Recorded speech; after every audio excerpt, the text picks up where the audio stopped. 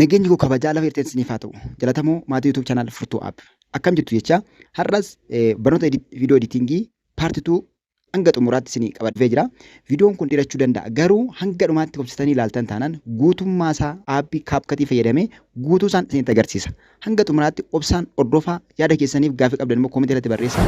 Namoonni haaraan subscribe gochuu hin dagatinaa. Viidiyoo kana immoo like godhaatii namoota hedduu biraan ga'an isiniin jedha. Kallattumaan gara barnoota keetti dabalra.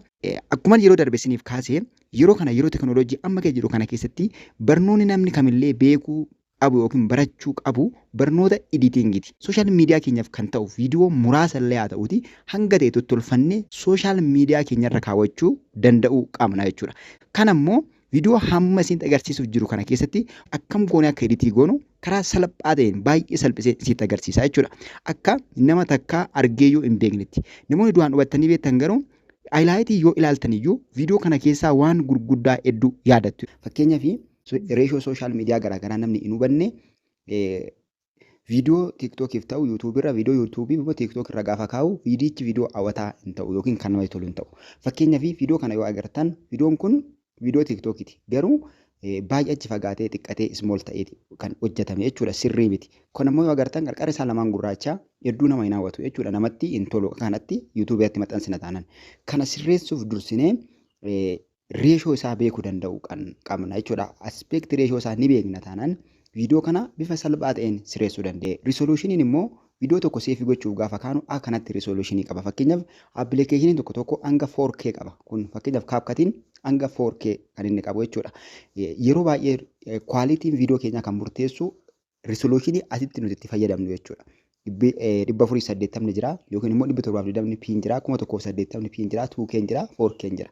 Kanneen hundumaa kwaalitii ittiin viidiyoo nuti seefii godhannudha jechuudha. Yeroo baay'ee filatamaanii 1080 p akkasumas immoo fireem reetiin isaa 30 yoo ta'e baay'ee gaariidha jechuudha. Kana sirreessuu dadhabuun akka viidiyoon keenya kwaalitii dhabu taasisa. Kana sirreessine taanaan risoluushinii viidiyoo keenya sirreeffachuu dandeenyerra jechuudha. Kana yeroo viidiyoo seefii yeroo goonudha jechuudha. Kanaan booda ekspoort goone waan barbaadatti maxxansuu dandeenya. Amma kallattumaan gara aappilikeeshinii deemnee viidiyoo editingii wajjin ilaallu jechuudha tokkorraa kaasne. Gara pileestoorii bilbila keessanii deemtanii aappilikeeshinii CapCutii buusna. CapCutii kan inni isinii filadheef CapCutiin hedduu firii waan ta'eef namni kamillee firiidhaan fayyadamuu danda'a. Dabalataan immoo namoonni hedduun kan isin filattan kanaadha. Bilbila keessan fayyadamtanii akkasumas hordoftoonni kiyya baay'een isaaniif kan isaan fayyadaman bilbila waan ta'eef jechuudha. Karaa pileestoorii keessa seentanii firiidhaan CapCutii jettanii gaafa isin sarchii gootan CapCutii akka kanatti argattu. Isin instaal godhattu jechuudha. Instaal godhattanii gara bilbila keessaniitti buufattu. Ani buusee waan jiruuf ooppenii goonee gara keessaa seenna. Gara keessaa akkuma seenneen sarfeesii kana qaba jechuudha. Fuula kana qaba. Fuula kanarra wantoota garaagaraatu jira jechuudha. Shoortikatiidhaan viidiyoo baagiraawundii viidiyoo editii gochuu rimuufii gochuu yoo barbaanne akkasumas warreen kan sirreessinu kan illee iddoo jira AI'dhaan akkamitti akka hojjennu isa yeroo biraa tokkoon diiteelii isaa ilaalla. Ammaaf garuu akka aappilikeeshinii CapCutii keessa seentaniin jalqaba waan sirreeffachuu qabdan gubbaa isaa bakka siitingii fakkaatu kana irra kilikii gootanii gara keessaa seentu. Maaliif yoo jettanii waatar maarkii isaa yookiin immoo duubarra CapCutii kan dhufu sana irraa balleessuudhaaf kan biluu ta'ee jiru kana kiloosii gootu. Diskaardi gootanii yookiin diskaardi kan jedhutti kilikii gootaniitti akkanatti achi balleessitu jechuudha. Kun yeroo isin viidiyoo keessan ekspoort gootan seefii gootan loogoon CapCutii akka wajjin seefii hin taaneef isin gargaara. Kana sirreeffanneen booda bakka new project itti kilikii gooneet gara keessaa seennee piroojeektii editingiidhaaf qopheeffanne sana yookiin immoo waraabne qopheeffanne sana fudhannee deebina jechuudha. Irratti kilikii goonee gara keessaa seenna. Gaafa irratti kilikii goonu kallattumaan gara galaarii keenyaa nu geessaa yookiin immoo gara bakka viidiyoon keenya jiru nu geessaa. Viidiyoo irra kilikii gochuudhaan selektii godhanna jechuudha. Viidiyoo hedduus yoo ta'e yookiin muraasas yoo ta'e. Suuras viidiyoos editii gochuu dandeessu. Akkanatti selektii goona. Yoo barbaadan immoo irra kilikii gootanii akkanatti gaafa inni isinii banu mallattoo maqasii kana kilikii gochuudhaan hanga barbaadan qofa keessaa murtanii fudhachuu dandeessu. Hanga barbaadan qofa. Mallattoo maqasii fayyadamtanii hanga barbaadan qofa keessaa murtanii yookiin kirooppii gootanii keessaa fuutu. Erga keessaa fuutaniin booda bakka raayitii kana mallattoo raayitiin jirtu kana kilikii gochuudhaan seefii godhattu yookiin immoo gara CapCutiitti yookiin gara aappilikeeshinii CapCutii sana isiniif geessa jechuudha. Akka kanatti raayitiin isin gootan fuudhee isinii agarsiisa jechuudha. Kanaaf tokkoon isaa akkatti irra kilikii gootanii fudhachuu dandeessu. Karaalee garaagaraatu jira jechuudha. Kanaaf jala kan oftanii iddoo add jedhu kana irra kilikii gochuudhaan gara bakka itti editii gootanii sana yookiin immoo gara aappilikeeshinii keessatti seefii godhattu jechuudha. Kun akkuma argitan kana akkanatti gaafa nan add godhu dhufee jira jechuudha. Viidiyoon ani barbaade hundinuu viidiyoon ni barbaade. akkanatti dhufee jira. Tokkoon isaa irra oofnee yookiin immoo irra harkisnee ilaaluu dandeenya jechuudha. Viidiyoo gara bakka ediitii goonutti fidanne sana jechuudha. Viidiyoo keenya tokkoon isaa ilaaluu dandeenya. Ammaaf garuu viidiyoota biroo heddummeessee itti dabale sana biraa balleessan tokkosaa qofa ediitii godheen isin agarsiisa jechuudha. Isaan kana tokkoon isaa biraa dileetii godhe. Dileetiin gara gadii kana jirti. Irra kilikii gootanii edda sarara adii itti isiniif sarareen booda kan hin isin dileetii gootan jechuudha. Dileetii haa goonuu dileetii gootanii goonee viidiyoo tokko qofa ediitii goona jechuudha. Sababiin isaa yeroo keenya waan nurkaa fixuuf viidiyoo yoo dheerate. Kanaaf isin akka kanatti jara ispeesii yookiin immoo bakka itti ediitii gootaniitti fidachuu dandeessu. Isinitti agarsiisuuf gara kana dhufe jechuudha.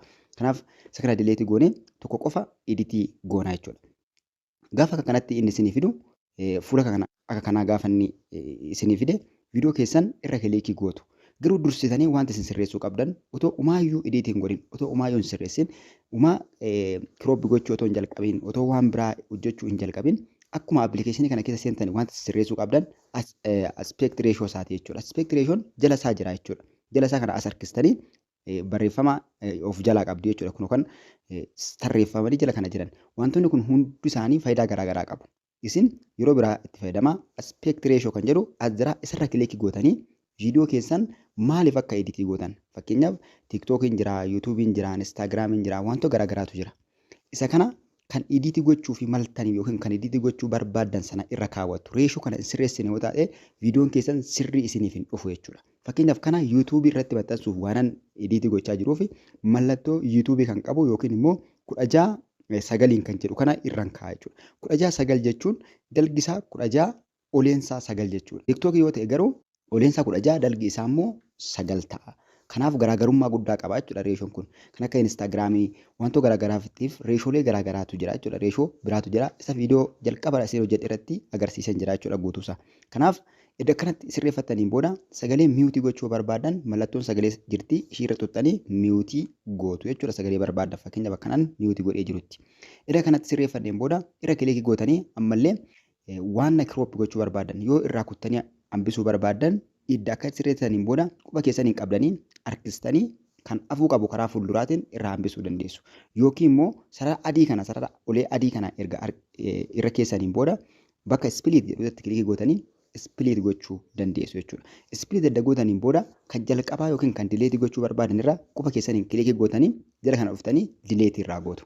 Dileetii gootanii irraa balleessitu jechuudha. Fakkeenyaaf asitti citee jira jechuudha viidiyoon kun.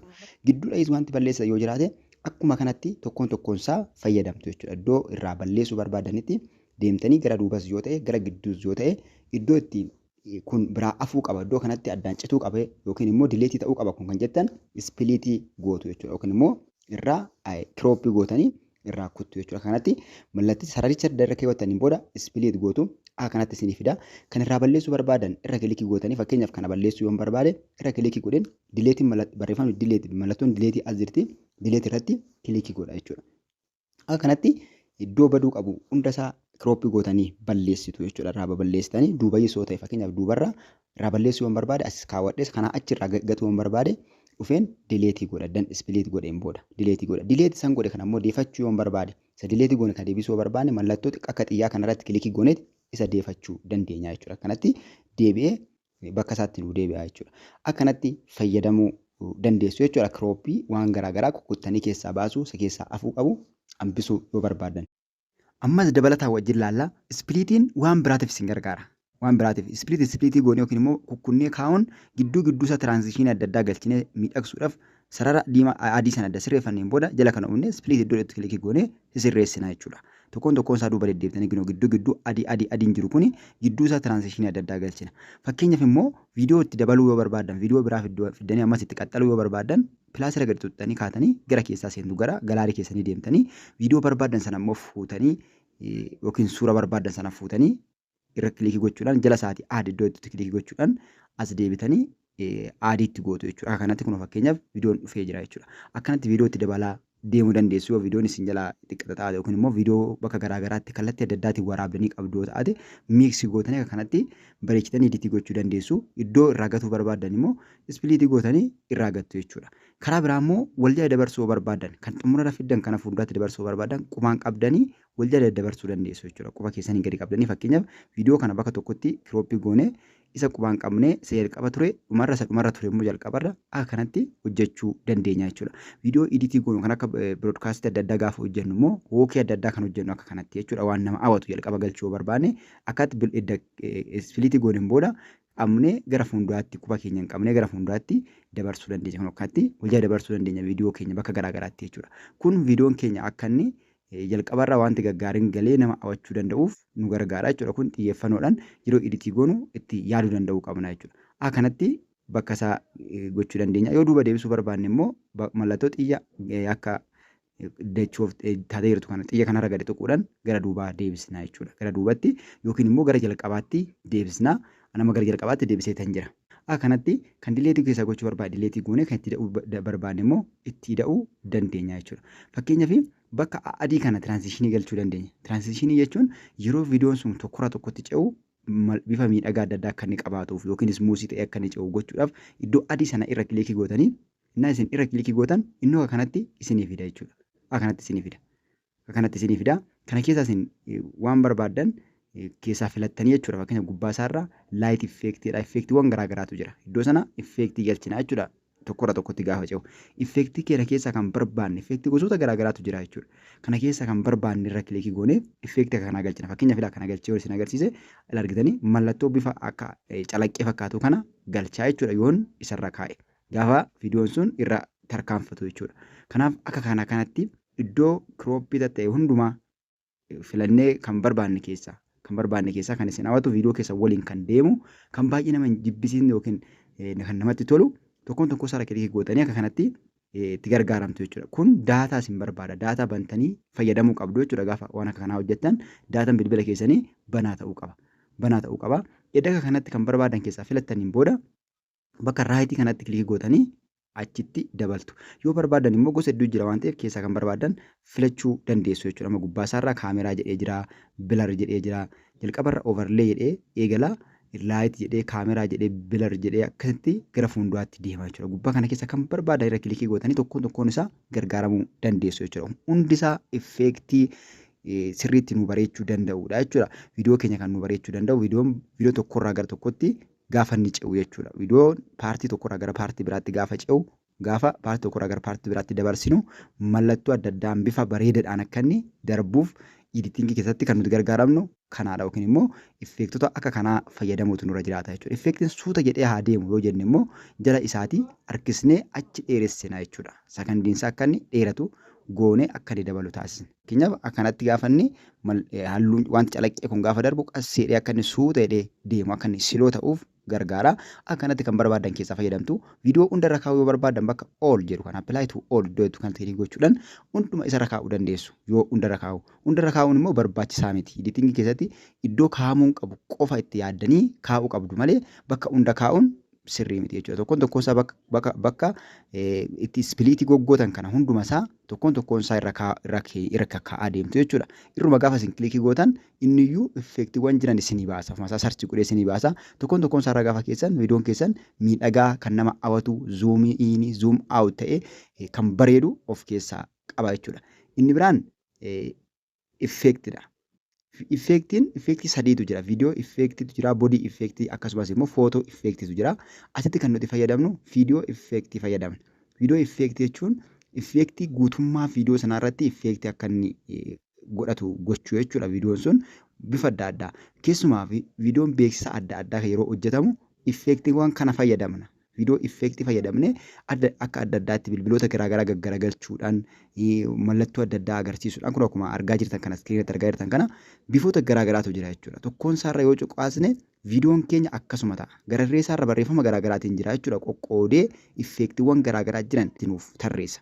Kanaaf kanneen keessaa kan barbaanne nuti viidiyoo keenya faana kan deemu ergaa nuti viidiyoo editii goonu sana kan hin jeeqne kan hawwatu irra keenya jechuudha. Gubbaa isaa kan barbaadan filattanii isin ofii keessanii piraaktikaali bilbila keessan irraa aappii kana bantanii akkasiin filattaniif kan irra darbu jechuudha. Fakkeenyaaf tokkorra kaayyoon isin agarsiise akka kanatti mallattoo akkanaatu irratti mul'ata jechuudha. Viidiyoo keenya irratti guutummaa viidiyoo irratti mul'ata. Guutummaa viidiyoo keenya irratti mul'ata. Maaliif viidiyoo effeektii waan ta'eef osoo boodii effeektii ta'e akka kana miti. Kanaaf viidiyoo effeektii kana kan barbaadan keessaa kan isin hawwatu filtanii irra kaawwattu jechuudha kan isin tolee. Yoo barbaadan immoo irraa balleessuu dandeessu. Kanaan booda raayitii gootu. Akka kanatti isinii fida. Isin waan isa jala isaatti effeektii dhufe kana barbaadan harkistanii viidiyoo keessan guutuurra kaa'uu dandeessu. Viidiyoo keessan guutuurra immoo yoo kaa'uu baattan illee iddoo barbaachise qofatti iddoo irra kaa'uun isin irraa eegama. Iddoo kaa'uu barbaadan qofa irra kaawwattu. Sun viidiyoon keessan akka inni miidhagee bareedu taasisa jechuudha. Kanaaf akka kanatti effeektiin akka kanatti itti dabalama jechuudha. Effeektiin kamillee haa ta'u akka kanatti itti dabalama. Kun viidiyoo effeektiidha. Viidiyoo guutuurratti effeektii mul'atudha jechuudha. Quba fuulduraan qabdanii gara jalqabaa qofatti deebisuu dandeessu. Yookiin immoo gara jalqabaarra fiddanii sarara adii kana gara jalqabaarra fiddanii irra keessanii ispiliit gochuu dandeessu jechuudha. Kuttanii isa kaan irraa dileetii gochuu dandeessu. Yookiin immoo qubaan qabdanii akkanatti gara duubatti deebisuu dandeessu. Quba keessanii qabdanii gara duubatti deebisanii iddoo barbaadan qofa irraa kaawwachuu dandeessu jechuudha. Duubarra ta'ee gidduu ta'ee iddoo barbaadan iddoo isin hawwatu jechuudha. Kanaaf akka kanatti itti gargaaramuu dandeessu jechuudha. Effeektii yeroo adii gootanii jechuudha. Inni biraan effeektiidhuma kana jala viidiyoo effeektii taansee boodii effeektiitu jira. Boodii effeektii jechuun fuula nama sanaa, fuula namaa viidiyoo irratti waraabamee sana, fuula waan waraabnee sana akka barbaannetti jijjiiruu dandeenya. Nama tokkicha nama lama sadii gochuu dandeenya. Akkasumas fuula isaa akka barbaanne gochuu dandeenya. Mataa isaa akka barbaanne gochuu dandeenya.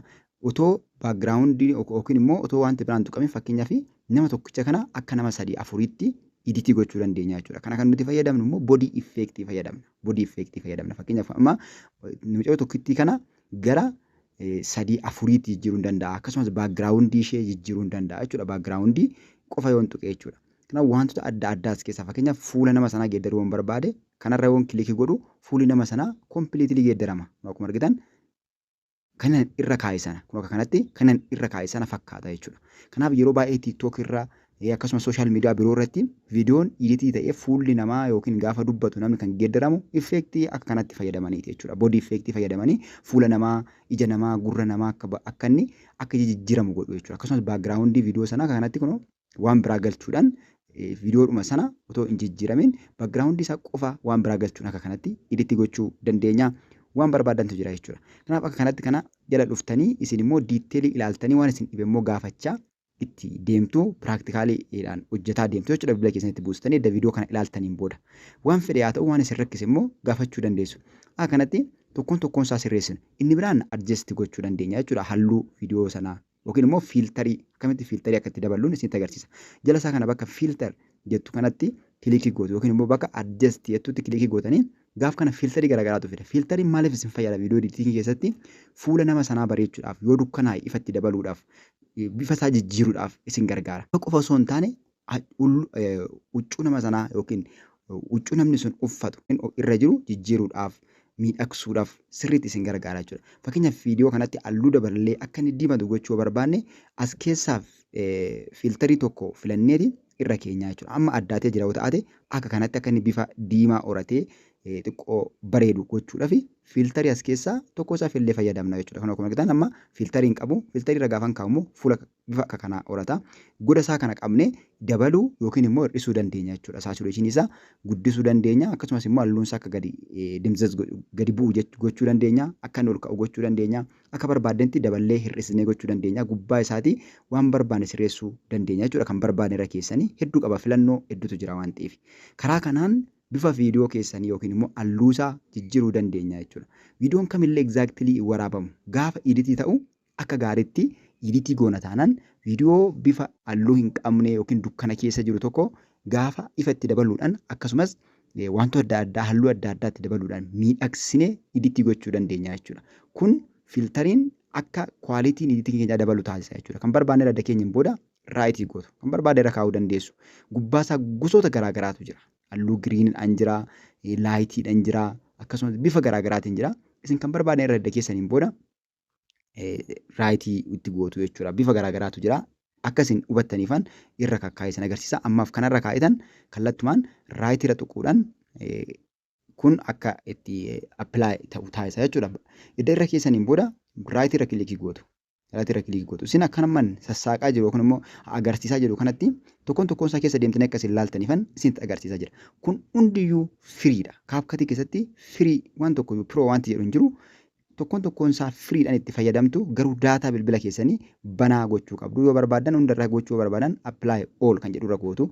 Inni biraan adjestiidha. Adjestiin immoo halluu ifa adda addaatti dabaluudhaaf viidiyoo sanatti ifa dabaluudhaaf bifa isaa fakkeenyaaf viidiyoo tokko dukkana keessatti waraabdanii ifatti dabaluu barbaadan saatureeshinii itti dabaluu barbaadan akka inni ismuuzii ta'u gochuu barbaadan ismuuzii jechuun bifarraa wantoota adda addaa iditii gochuu fuula nama sanaarraa iditii gochuu miidhagsuu yoo barbaadan as dhuftanii saatureeshinii isaa dabaluu dandeessu akkasumas biraayitinesi isaa dabaluu dandeessu waan hunda isaa jala dhuftanii dabaluu dandeessu HSL kan jedhu kana jala dhuftanii bifa huccuu nama sanaa jijjiiruu dandeessu asittis wantoota garaagaraa as jala dhuftanii hojjettu jechuudha viidiyoo keessan ilaalaa quality isaa kasin jalaan miidhamnetiin sirriitti hojjechuu dandeessu bakka apply to all jedhu kana yoo kliikii gootan hunduma isaarraa walisiniif gaa kanaan booda raayit gootanii keessaa baatan jechuudha. Kanaaf viidiyoon kun amma duraan hedduu ni daalachaa amma garuu gara diimachuutti dhufee jira jechuudha.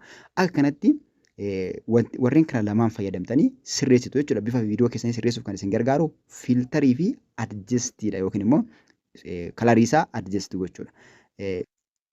Akka kanatti sirreessitu. Fakkeenyaaf iddoo muraasa ta'e hunduma isaarra fakkeenyaaf isa lammaffaarra kaa'ee isa tokkoffaarra kaa'ee iddoo itti ispiliitii gootan hunduma isaarra galchuudhaan sirreessitu. Inni biraan isinitti agarsiisu aadiyoo akkamitti itti daana yookiin immoo saawundii akkamitti itti daana sagalee akkamitti itti daana. Aadiyoo iddoo itti kilikii gaafa gootan wantoota garaagaraatu jira. Wantoota garaagaraatu jira bakka aadiyoo jedhutti kilikii gaafa isin gootan. Warreen aadiyoo jala jiran kana tokkoon isaa wajjin laalla. Tokkoon isaa wajjin laalla jechuudha. Kanaaf riikardiitu jira, ekstiraaktiitu jira, akkasumas wantoota hedduutu jira jechuudha as keessaa. Warreen kana hunduma isaa tokkoon isaa agarsiisa jechuudha. Isin immoo qalbeeffadhaa sirriitti. Inni riikardiin ofii keenya riikardi gochuudha. Ekstiraaktii jechuun immoo irra kilikii gaafa nuti goonu kallattumaan gara galaarii keenyaa nu geessa. Viidiyoo irraa fakkeenyaaf viidiyoo isaa kan bilbila keenya keessaa qabu saawundii isaa fayyadamuu yoo barbaanne dhandhee viidiyoo sana irratti kilikii goonee jala isaatii ekstiraakti barreeffama jedhu wayitu jira isarra kilikii goonee as deebina jechuudha. Gaaf kana viidiyoo sana achumatti dhiisetti sagalee isaa qofa selekti godhee gara editingii keenyatti nuuf fida. Fakkeenyaaf amma sagaleen dhufee jira jechuudha. Sagaleen dhufee jira sagalee kana fayyadamee viidiyoo kana editii gochuu hin danda'a. Kilaasikaalii haa ta'u akkasumas sagalee biraa haa ta'u waan biraa ta'uu danda'a jechuudha. Akka kanatti sagalee itti viidiyoo irraa sagalee fidanna jechuudha. Viidiyoo irraa viidiyoo gabaabaa haa ta'u sagalee isaa fidanna. Edda fidanneen booda akka barbaanne ispiliitii goonee fakkeenyaaf akka ispiliitii gochuu yoo barbaanne kutuu yoo barbaanne asitti kunnee isa gara tokko dileetii gochuu yoo barbaanne irra selektii goonetti dileetii goona. Kanaan booda isa hafe qubaan qabnee gara jalqabaatti fidanna jechuudha. Fakkeenyaaf asirraa kaasee fayyadamuu yoo barbaade sagalee kana isa gara olii hafe sana dileetii godheera isa kanarraa kaasee fayyadamuu danda'a jechuudha. Ammas kan gara dhumaarratti hafe kan ammoo dileetii gochuu yoo barbaade iddoon dileetii gochuu barbaade sarara kana geeffadheen ispiliitii godha. Edda ispiliitii gooneen booda ammallee dileetii goona jechuudha. Selektii goone. Dileetii yeroo goonu sararri adiin nu sararamuu qaba jechuudha viidiyoo sanarratti. Kanaan booda dileetii bakka jettu barreeffama dileetii qabu kana kilikii gochuudhaan dileetii goona. Akka kanatti yoo barbaanne fi saawundii adda addaa itti ida'uu dandeenya jechuudha. Saawundii barbaanne akka kanatti ida'uu dandeenya. Ekstiraaktiidhaan jechuudha. Akkuma kana tekisti aadiyoo waan jedhutu jira. Isallee badaa ittiin fayyadamnu jechuudha. Jechuun barreeffama gara sagaleetti kan deebisu. Inni biraan garuu saawundii effects waan jedhutu jira. Saawundii wanti effects jettu kuni sagaleewwan adda addaa sagalee bifa kaameraa qabu bifa wantoota adda addaa jechuudha. Editingii irratti fayyadamnu subscribe godhaa yeroo jennu mallattoo ayikanii batanii sagalee dhageessisu yookiin sagalee bilbilaa sana as jala jira jechuudha. Fan saawundiin jira. Saawundoota hedduu jira jechuudha as jala. Kaapkatii keessa firiidhaan jira. As keessa dhuftanii sagalee isinitti tolu editingii keessaniif kan malu tokkoon isaarra kilikii gochuudhaan sagaleewwan garaagaraa fayyadamtu jechuudha. Daataa bilbila keessanii bantanii itti fayyadamtu. Erga sagalee isinii ta'u filattaniin booda bakka ida'uurra kilikii gootu jechuudha. Sagalee adda bantanii dhaggeeffattanii isiniif ta'e erga isiniif ta'een booda bakka pilaasii tuquudhaan gara editingii keessanitti isiniif darbaa jechuudha. Pilaasii yoo isin kilikii gootan. Kanaaf yoo barbaadan immoo iddoo sarchii kanatti kilikii gootanii sagalee barbaadan barreessitu. Fakkeenyaaf sagalee barbaadan laayikii jettanii yoo sarchii gootan foloo jettanii yoo sarchii gootan animal sound jettanii sarchii gootan sagaleewwan animalii garaagaraa isiniif fida. Fakkeenyaaf foloo jedhee sarchii gaafa godhu sagalee foloo batanii fidaa jechuudha. Foloo batanii sagalee sana nuuf fidaa jechuudha. Waan adda addaatu as jala jira. Kana as jala dhuftanii firiidhaan argattu. Kun immoo editingii keessan akka inni hawwataa ta'u taasisa jechuudha. Erga fiddaniin booda quba keessanii qabdanii duuba barbaadan keessu iddoo kaa'uu qabdan keessu dhaggeeffattanii duuba deebistanii dhaggeeffataa dileetii gochaa isa ida'aa immoo ida'aa kanatti itti gargaaramtu jechuudha. Kun jala argattu. Inni biraan saawundi noormaalidha. Saawundi iddoo saawundi kilikii gootanitti saawundi noormaalii gara bilbila keessanii keessa seentanii dhuftatanii fidhattu. Iddoo mallattoo bakka faayil manaajarii fakkaatu kanarra kilikii gootu. Sababiin isaa inni mallattoo tiiktookii qabu kun koppiraayitiidha baay'insaa. bakka mallattoo faayilii fakkaatu kilikii gootanii device kan jettutti kilikii gochuudhaan device keessan keessaa bilbila keessan keessaa saawundii qabdan ofii keessan rikaard kan gootan haa ta'u kan nama biraa haa ta'u kan barbaadan edda filattaniin booda dhaggeeffataniin booda pilaasirra kilikii gootanii gara editingii keessanitti isinii dhufa jechuudha. Erga dhufeen booda immoo dhaggeeffatanii iddoo ispiliitii gochuu qabdanitti ispiliitii gootu yookiin immoo iddoo muruu qabdanitti murtu. Fakkeenyaaf viidiyoo kana eddan irra kilikii godhee dhaggeeffadheen booda asitti muruun qaba iddoon jedhee yaadetti mallattoo sarara adii kana sarara dheeraa kana irra dangeesseen boodan ispiliitii godha jechuudha. Kanaa achi haa badu jedhee yoo yaade. Kanaaf irra kilikii gootanii dhaggeeffatanii sanaan booda immoo iddoo ispiliitii ta'utti iddoo cituu qabutti yookiin iddoo muruu qabutti asitti muruu yoo barbaade asirra sarara koo dangeesseen booda ispiliitiin godhaan. Ispiliitiin kilikii godha jechuudha. Kanaan booda ispiliitii iddoo dhugaaf kilikii gootan bakka lamatti isinii baasa. Bakka lamatti isinii baasa kan gara xumuraa balleessuu barbaade dileetiin godha jechuudha. Kanatti yoo ammas kanas dileetii gochuu barbaade dileetiirra kilikii godheen dileetii godha yoo naaf hin taane jechuudha. Fakkeenyaaf amma hin barbaanne sitti agarsiisuuf hin dhaqee waan ta'eef dileetii godhe jechuudha. Tokkoon isaa kanatti sirreeffattu. Fakkeenyaaf saawundii kana hanga xumuraa innumtu kun haa deemu yoo barbaade irra kilikii godheen qarqara isaa qabnee hanga xumuraatti harkisna. Hanga xumura viidiyoo keessanii gahutti harkistu jechuudha guutuu isaatti. Harkistanii xumura hin geessaniin booda irra deebitanii ilaaluudhaan tokkoon isaa akkanatti itti fayyadamtu. Bilbila keessan keessa saawundii ofii keessanii rikaardii gootan yookiin immoo bilbila keessaa qabdan akkanatti editingii keessanitti aadii gootu jechuudha. Kanaan booda baakii gootu. Inni biraan inni sitti agarsiisu akkamitti viidiyoo yookiin footoo adda addaa akka itti daanu. Isa immoo iddoo overlay irratti kilikii gootanii add overlay kan jedhu kanatti ammas kilikii gootu. Dhaxxanii galaarii keessan keessaa suura barbaaddan yookiin viidiyoo barbaaddan fakkeenyaaf asitti editii gochuu yoo barbaade niwusii adda addaa yeroo hojjennu asitti ida'uu yoo barbaade iddoo add overlay kanatti kilikii gootanii add overlay iddoo itti kilikii gootu. Jalasaa overlay illee jira irra kilikii gaafa isin gootan add overlay jedheeti isinii fida. Kun kanatti isinii fida asirra kilikii gootu. Gaafa isin asirra kilikii gootan gara galaarii keessanii isin geessetti keessaa suuras haa ta'u viidiyoo isaa ta'u kan barbaadan fakkeenyaaf ispiikarii yookiin maayikii kanaan fidee asirra kaa'uu barbaade editii gochuu barbaade tan akka namni sun kana fayyadameeti. Irra kilikii gootanii edda gootaniin booda akkanatti isinii fida. Kanaan booda iddoo kaa'uu qabdan edda keessaniin booda yoo baakgiraawundii isaa giriinii ta'uu baate rimuuf baakgiraawundii fayyadamtu. Yookaan immoo kiroomaakii fayyadamtu. Jala isaa harkistanii mallattoo akka morma namaa fakkaatu edda irra select gootaniin booda mallattoo akka morma namaa fakkaatu kanatti kilikii gootu. Edda kilikii gootaniin booda kiroomaakii as jira giriin iskiriinii waan ta'eef kiroomaakii fayyadamna. Garuu yoo noormaalii ta'e immoo remove background auto kan jedhu kana fayyadamna. Kiroomaakii irratti kilikii gaafa isin gootan sarkilii isinii godha. Sarkilii kana qubaan qabdaniit gara qarqaraatti buttanii halluu barbaadan select godhattu. Fakkeenyaaf giriin isaa balleessuu waan barbaadefan giriin select godhe. Kanaan booda quba keessatti qarqara kana jala kanaa dhuftanii seetaappi isaa sirreessitu. Gaaf kana giriin isaa guutummaatti irraa bada jechuudha. Irraa dhabama.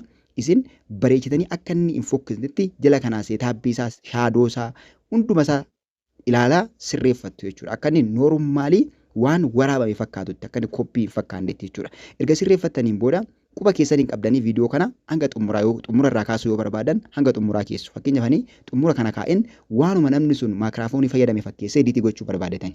Kanaan booda zoom in zoom out gootanii quba keessaniin qabdanii maayikiraafoonii kana fakkeenyaaf iddoo inni taa'uu qabuun kaa'a jechuudha. Kun kan isin gargaaru namoota niwusii adda addaa hojjettaniif oduu adda addaa wantoota adda addaa reaakshinii adda addaa namoota hojjettaniif hedduu isin gargaara jechuudha. Yoo barbaade suura fidee as kaa'ee irratti dubbachuu danda'a. Yoo barbaade viidiyoo as kaa'ee irratti dubbachuu danda'a. Jechuudha yoo viidiyoon taphatu jechuudha. Kanaaf eddas keessaniin booda hanga dheeressuu barbaadan dheeressitu. Fakkeenyaaf suura waan ta'eef hanga barbaade dheeressuu danda'a. Hanga xumuraa dheeressuu hin danda'a jechuudha. Maaliif waan namni kun noormaalii maayikiraafoonii fayyadame fakkeessuu waan barbaadeef jechuudha. Akkanatti iddoon kaa'uu qabu dan kaa'een booda irra deebi'ee ilaallee akkanatti ilaalaa deemna jechuudha. Waan sirratti waan irratti dabala. Kun sirriitti waan adda addaa irratti dabaluudhaaf suura adda addaa, viidiyoo adda addaa, bataniiwwan adda addaa dabalu. Kana qofaa miti. Fakkeenyaaf niwusii adda addaa hojjenna yoo ta'ate suura adda addaa fuuldura keenya iskiriinitti finnee irratti haasa'uudhaaf akkasumas viidiyoo adda addaa keessaa murree viidiyoo sekondii 9 irra hin caalle finnee irratti haasa'uudhaaf add overlay iddoo kana kilikii goonetti viidiyoo barbaanne sana irratti aadii goonetti qarqara tokkorra keenye irratti haasofna jechuudha. Kanaaf add overlay akka kanatti gargaaramtu jechuudha. Iddoo silaa dabaluu barbaadda. Inni biraan teekistii akkamitti itti daana? Teekistii Tekstii jechuun barreeffama adda addaa. Bakka tekstii jedhutti kilikii gaafa gootan fuula adda addaa kana isinii fida. Kana ammas diitteel ilaalla. Diroo gochuurraa kaasee akkasumas wantoota adda addaa AI fayyadamnee wanta adda addaatu jira jechuudha. Bakka add tekstii kanatti kilikii yoo gootan add tekstii iddoo kilikii gaafa gootan barreeffama bakka itti barreessitan isinii fida. Bakka barreeffama itti barreessitan isinii fida. Iddoo kanatti waan barbaadan jettanii barreessitu. Fakkeenyaaf ani waan mata jedhee haa barreessu barnoota jedhee haa barreessu fakkeenyaaf.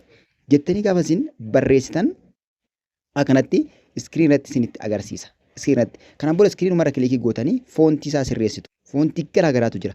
Foontiin kaapkatii keessa jiru firiidhaan jira bakka firiidhaan.